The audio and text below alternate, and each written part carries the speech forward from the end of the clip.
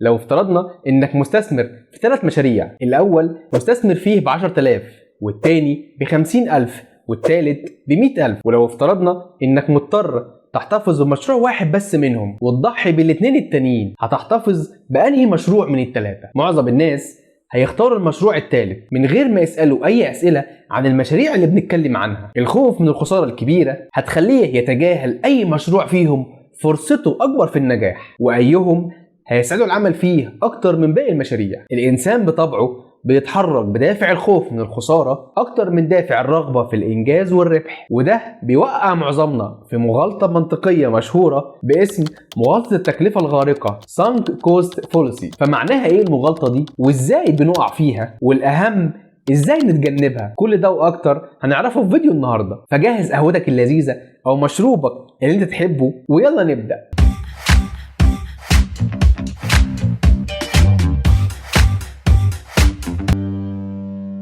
عزيزي المشاهد الجميل، السلام عليكم ورحمة الله وبركاته. أهلا بيك في حلقة جديدة من رتب أفكارك. أنا وأنت عزيزي المشاهد ساعات بنكمل حاجات إحنا مش مبسوطين فيها، زي مشروع خسران أو علاقة فاشلة أو حتى أكلة مش عجبانا، بنكملها بس عشان استثمرنا فيها وقت أو جهد أو فلوس. ودي مغالطة التكلفة الغارقة Sunk Cost Fallacy، وهي إن البشر بياخدوا قرارات مستقبلية بناء على خوفهم من خسارة استثماراتهم السابقة، سواء كانت الاستثمارات دي وقت أو جهد أو فلوس، حتى وإن كانت الاستثمارات دي ملهاش تأثير على النتيجة المستقبلية. خلينا نعرض بعض الأمثلة عشان المعنى يوضح أكتر. حضرتك اشتركت في كورس ودفعت فلوسه، بعد كام محاضرة اكتشفت إن الكورس مش مناسب ليك ومش هيفيدك، لكنك قررت تكمل على أي حال. بما إنك دفعت فلوس الكورس بالفعل، قررت تستمر في خسارة وقت ومجهود ممكن تستغلهم في حاجة تانية مناسبة ليك وتفيدك. خوفك من خسارة استثماراتك السابقة دفعك لمزيد من الخسارة. مثال تاني، حضرتك فتحت مشروع واستثمرت فيه وقت وفلوس،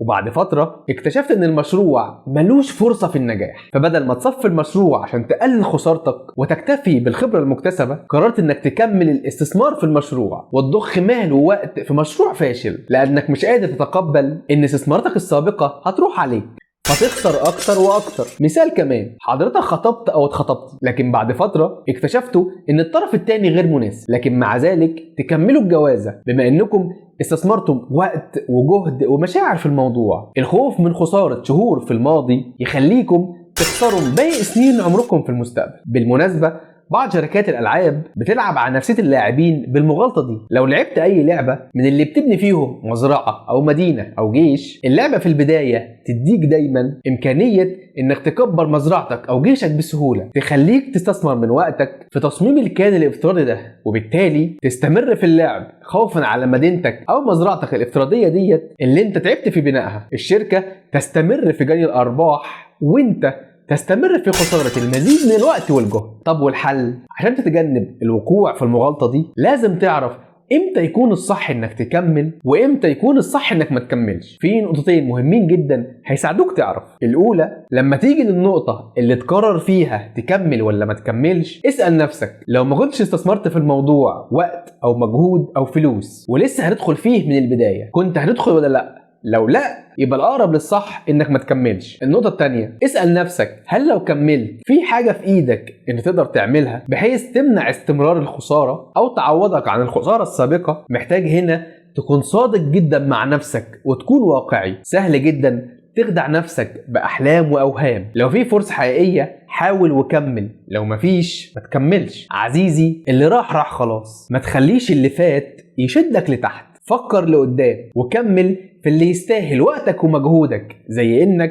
شوف الحلقات اللي فاتت، استنى الحلقات اللي جايه، تكتب لنا تحت في الكومنتات ايه اكتر موقف حصل معاك وحسيت انه مغالطه تكلفه غارقه. شارك الفيديو مع معارفك واصحابك لعلهم يستفيدوا، ولو احنا على اليوتيوب نشترك على القناه.